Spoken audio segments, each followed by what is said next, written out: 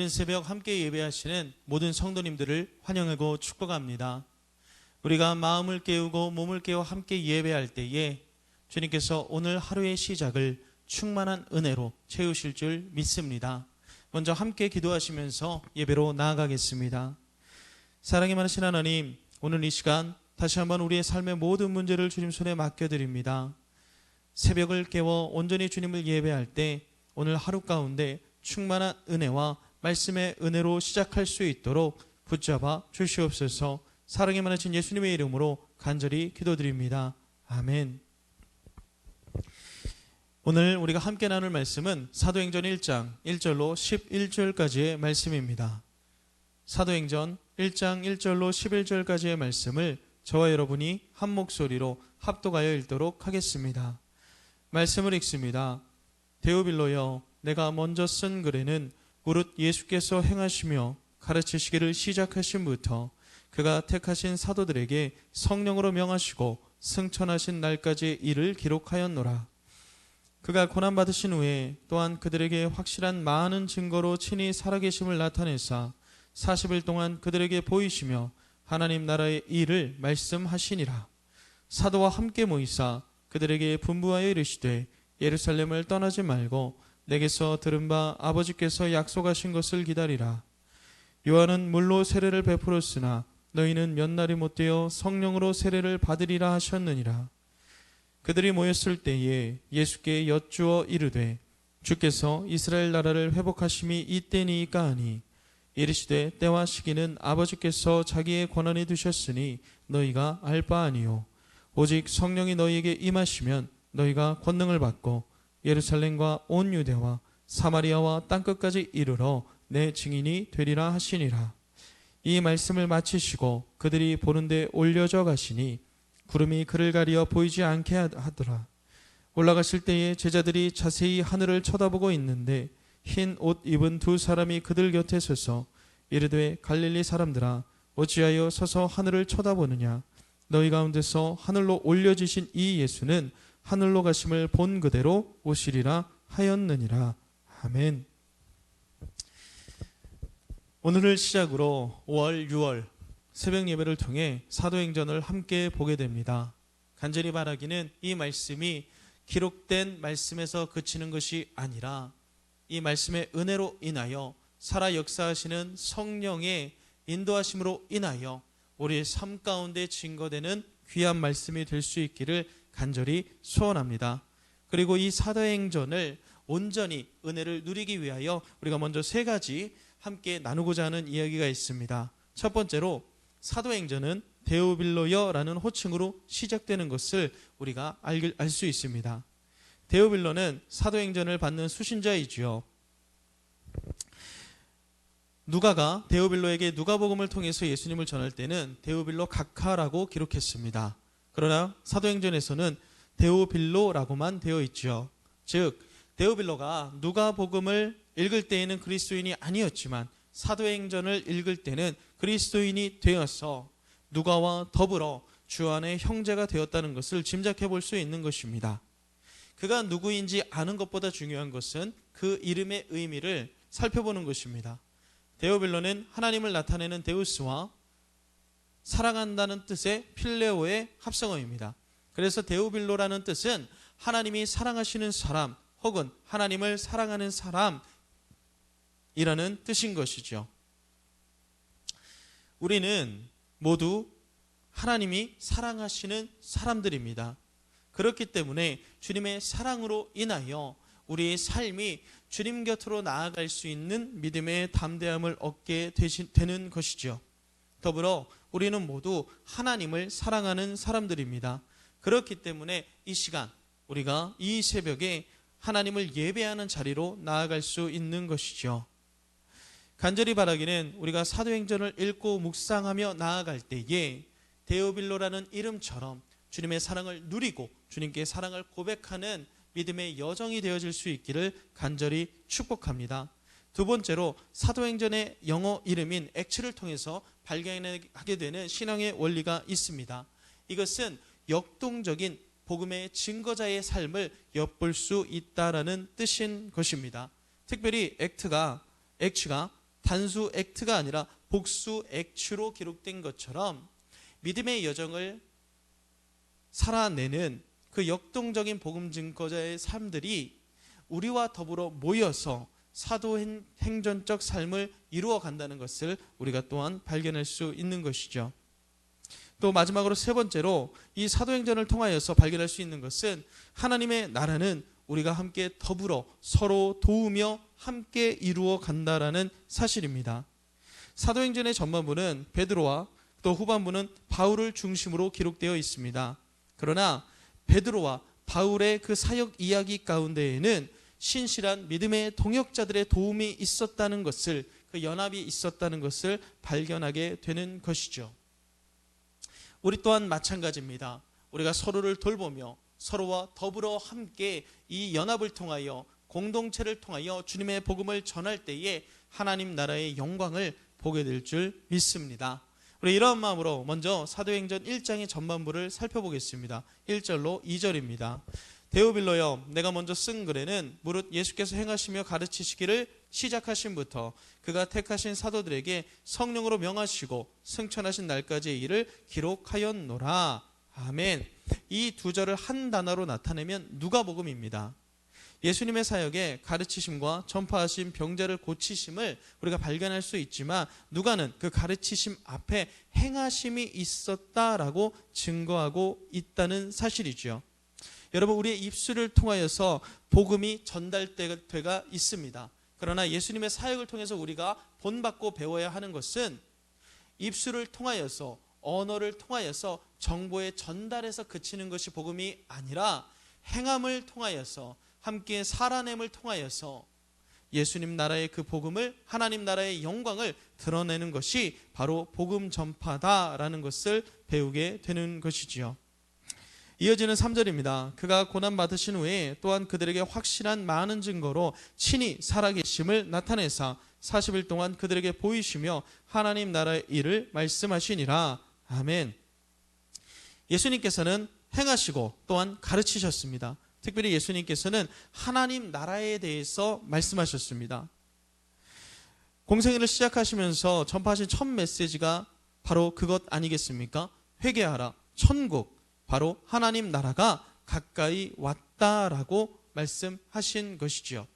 또한 예수님께서 전하시는 이 말씀의 핵심을 알아들은 사도 바울은 로마에서 가택연금 상태로 갇혀 있을 때 자신을 찾아온 이들에게 하나님의 나라를 전파하며 주 예수 그리스도에 관한 모든 것을 담대하게 거침없이 가르치더라 라고 증거하고 있지요.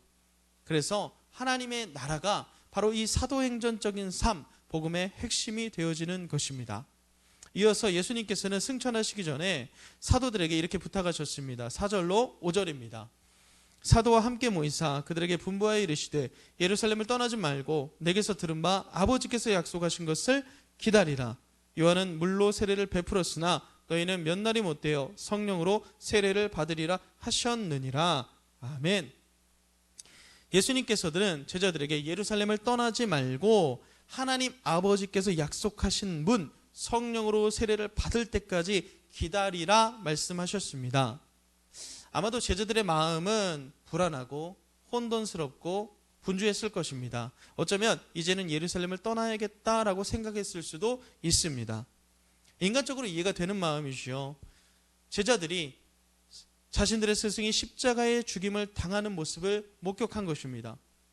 자신들도 붙잡힐까 하여 두려웠을 것이고 제자들의 대부분이 북쪽 갈릴리 지방에 연고를 두었기 때문에 스승도 없는 예루살렘에 있을 이유가 없었을 것입니다. 그래서 예수님은 이들에게 예루살렘을 떠나지 말라고 말씀하셨던 것이죠. 그리고 그들은 그 말씀에 순종하였기 때문에 기다리고 기도하며 성령의 충만함을 입은 이후에 주님께서 말씀하신 그 복음 증거자의 삶을 살 수 있었다라는 것이죠. 하지만 제자들은 이 말씀의 진리를 아직은 미처 깨닫지 못했던 것 같습니다. 그래서 이렇게 반문하죠. 6절입니다. 그들이 모였을 때에 예수께 여쭈어 이르되 주께서 이스라엘 나라를 회복하심이 이때니까 하니. 제자들은 하나님의 나라를 이때까지만 해도 세상에 있는 것과 같은 나라로 예수님을 왕 같은 분으로만 이해하고 있었습니다. 그래서 그들은 이스라엘이 로마 제국의 압제에서 벗어나는 것에만 관심을 두었던 것이죠. 이때 예수님께서 7절과 8절을 통해 다시 한번 말씀하시죠. 이르시되 때와 시기는 아버지께서 자기의 권한에 두셨으니 너희가 알 바 아니요 오직 성령이 너희에게 임하시면 너희가 권능을 받고 예루살렘과 온 유대와 사마리아와 땅끝까지 이르러 내 증인이 되리라 하시니라. 아멘. 예수님께서는 그 질문의 요지를 잘 깨닫지 못했던 이들에게 다시 한번 하나님 나라의 비밀한 일을 말씀하고 계신 것입니다. 예수님께서는 제자들이 성령의 충만함을 받아 성령님이 임하시면 권능을 받아 나를 증거하게 될 거다라고, 나를 전하게 될 거다라고 이야기하지 않으셨죠. 내 증인이 될 것이다 라고 말씀하셨습니다. 그것은 기다리고 기도하며 성령의 충만함을 받은 그 제자들의 삶이 입으로만 정보를 전달하는 증거자의 삶이 아니라 예수님이 그러하셨던 것처럼 행하심으로 함께 살아냄으로 전달자에서 그치는 것이 아니라 증거자, 그 자체로 증인이 되는 삶으로 인도하여 주실 것이라는 말씀이기 때문인 것이죠. 그리고 9절로 11절로 이어져 말씀을 우리에게 주십니다. 이 말씀을 마치시고 그들이 보는데 올려져 가시니 구름이 그를 가리어 보이지 않게 하더라. 올라가실 때에 제자들이 자세히 하늘을 쳐다보고 있는데 흰 옷 입은 두 사람이 그들 곁에 서서 이르되 갈릴리 사람들아 어찌하여 서서 하늘을 쳐다보느냐. 너희 가운데서 하늘로 올려지신 이 예수는 하늘로 가심을 본 그대로 오시리라 하였느니라. 아멘. 예수님께서 떠나신 후에 이 남겨진 제자들의 모습이 어쩌면 참 연약하게 보이는 것 같습니다. 그러나 그들은 주님의 말씀에 순종하여 기도하며 기다렸습니다. 그리고 주님의 약속대로 하나님 아버지의 말씀대로 성령의 충만함을 받아 새로운 시대를 여는 사도행전의 주인공이 되었던 것이죠. 그들이 바로 데오빌로, 하나님이 사랑하시는 사람이요 하나님을 사랑하는 사람들로 복음 증거자의 삶을 살게 된 것입니다. 예수님은 천사를 통해서 다시 오신다고 말씀하셨죠. 주님의 다시 오시는 것을 중심으로 믿는 사람은 그 삶을 통해서 행함으로 증인이 되기로 결단하는 사람은 그 인생 가운데, 그 삶의 터전 가운데 복음의 일꾼으로서 사도행전적 삶을 살아가는 증거자가 된다는 사실입니다. 사랑하는 성도 여러분, 우리의 삶은 어떻습니까? 우리는 하나님 나라를 바로 알아야 될 줄 믿습니다. 하나님 나라의 복음으로 충만케 되어야 될 줄 믿습니다. 하나님 나라의 복음을 위해 행할 줄 알고 입술을 열어 전할 줄 아는 주님의 증거자가 되어야 될 줄 믿습니다. 그리고 그렇게 되기 위해서는 우리는 먼저 주님의 명령에, 주님의 말씀에 순종하며 기다리며 기도하며 성령의 충만함을 구해야 할 줄 믿습니다. 사랑하는 성도 여러분, 우리가 멀리 보면 우리가 마주하게 되는 여러 영혼들을 위해 기도하지만 가까이 보면 우리의 삶 가운데 이 복음 증거의 간증이 필요할 때가 있지 않습니까? 우리의 가정일 수 있습니다. 내가 일하고 있는 직장과 사업장일 수 있습니다. 내가 공부하고 있는 학업의 현장일 수 있습니다. 내가 이름을 기억하고 삶을 나누는 나의 가장 가까운 친지일 수 있습니다. 복음이 증거되는 그 통로로서, 축복의 통로로서 우리 모두가 귀히 쓰임받아 우리에게 맡기신 영혼이 주께로 돌아오는 은혜의 간증이 넘쳐날 수 있기를 간절히 소원합니다. 그리고 그것을 위해 우리가 포기치 않고 기도하고 기다리며 성령의 충만함을 받는 귀한 주님의 백성들 될 수 있기를 간절히 소원합니다. 우리 시간 함께 기도할 때에 말씀을 생각하시며 기도하겠습니다. 주님, 우리가 주님의 말씀으로 충만케 되기를 소원합니다. 주님의 복음을 전할 때에 그저 입술로만 정보를 전달하는 것이 아니라 우리의 삶을 통하여 주님이 말씀하신 복음의 증인이 되는 삶이 될 수 있도록 붙잡아 주시옵소서. 또한 특별히 나의 가까운 영혼, 나에게 맡기신 영혼들의 이름을 부르며 기도할 때에 그들이 예수를 구주로 고백하는 기쁨 가운데 나아갈 수 있도록 영혼 구원의 역사와 간증을 경험할 수 있도록 붙들어 주시옵소서. 우리 이러한 마음으로 말씀을 생각하시면서 함께 기도하겠습니다. 주님, 우리의 삶을 주님께 맡겨드립니다. 주님의 영광 가운데 우리가 나아가길 원합니다. 하나님 나라의 비밀을, 주님 그 복음의 능력을 선포하게 하시고 우리 삶 가운데 영혼 구원의 간증을 목격하는 귀한 은혜가 언제나 넘쳐날 수 있도록 주여 붙들어 주시옵소서. 먼저 우리가 주님의 말씀에 순종하길 원합니다. 기다리며 기도하며 성령의 충만함을 받길 소원합니다. 주여 역사하여 주시고 이끌어 주시고 함께하여 주시옵소서. 특별히 맡기신 그 영혼의 이름을 부르며 기도할 때에 예수를 구주로 고백하는 기쁨 가운데 그 맡겨진 영혼들이 드려질 수 있도록 주여 우리가 기도의 끈을 놓지 않겠습니다. 역사하여 주시옵소서. 우리 이 시간 이어서 기도하실 때는 개인과 가정 또 주어진 기도의 제목 가지고 자유롭게 기도하시다가 일상으로 돌아가시면 되겠습니다. 우리 다시 한번 기도합니다.